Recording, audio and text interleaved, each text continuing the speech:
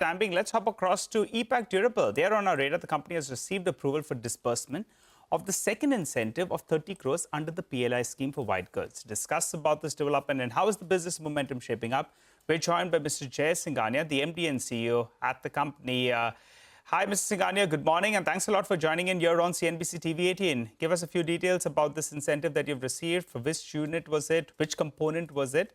And what's the outlook from here on? So good morning. The PLI incentive we received was actually for the last year, the financial year 2024. We received it just yesterday. So the disbursement has also come, and it's a 5-year window during which every year we are going to get the PLI incentive subject to our achievement of the target set by the government. So again, this year we are on track to achieve another 37.5 crores, which for this current financial year ending March. So in terms of the market outlook, I mean, the air condition, our main product, definitely the summer is hitting up every month on month, and the inventories in the trade are still at bare minimum. So I mean, we are in for a bumper season, definitely. Okay, all right. Just to ask you a little bit more on that, what is the total PLI you've received for FY25 and for FY26? What is the total quantum? Yeah, so FY24 we received 30 crores. So this was accrued last year, has been received yesterday. And then again, this year, we are going to accrue 37.5 crores, which should be received. Yeah. Got it. All right. And let's get to a couple of numbers then. Since just if I could come in over there, on the PLI, which specific component or segment is it for? And do you have, do you have hopes of more receivables even in FY26? This year, FY25, you said 37. FY26, are you expecting anything? And which are the components or segments for which you're receiving this PLI? So this is for the AC and LED TV PLI. So in AC, we are manufacturing all components except the raw materials. So we're doing all the components like cross-flow fans, motors, heat exchangers, sheet metal and everything. So for which 30 crores has been received. This is a 5-year window. So this was the second tranche of the receivable. Now current year FY24-25 will be the third, and then there's another 2 years, so 26 and 27. Okay, all right. And as you mentioned in your first answer itself, that demand seems to be strong as summer's picking up. Not too good news for us because it's getting so hot too early, but maybe good for your business. What does it mean in terms of business? I think earlier you were guiding for margins of around 7.5%. What's the broad outlook for FY26? Since you're in a bit of a silent period, we'll let you go on FY25. But on the base of what you deliver in FY25, what kind of growth can you give, as well as what kind of margin outlook?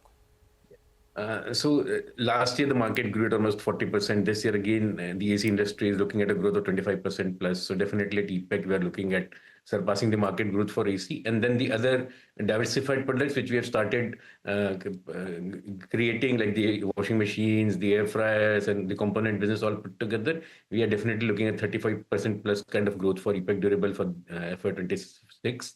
And we will maintain the metal margin at 7.5% plus minus. Are you being conservative with that 35% number? It's just the beginning of the year. So, I mean, we first let's go through Q1, and then there's always time to upside the numbers. And since you're talking about the sweltering summer, Mr. Singhania, we were in conversation with Blue Star and some other industry players earlier, and there was this lot of chatter about possible compressor shortage.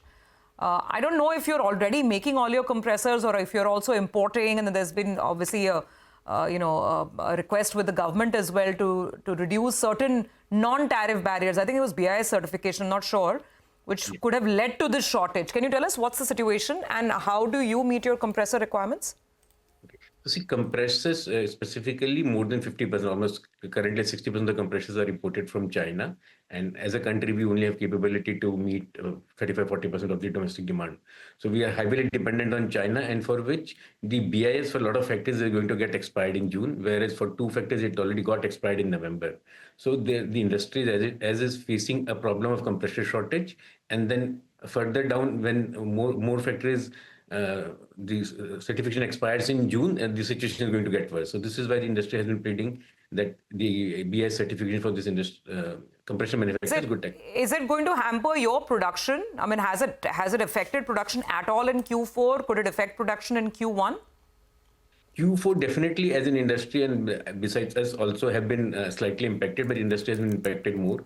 We were comparatively better covered, I believe. And then for Q1 also, we are definitely covered. So we have enough inventory in place. I mean, our orders are in place and we're definitely covered with the secured orders. But yes, as an industry, we are facing this problem.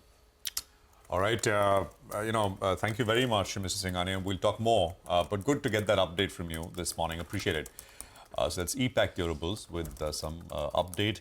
343 is where that stock is at.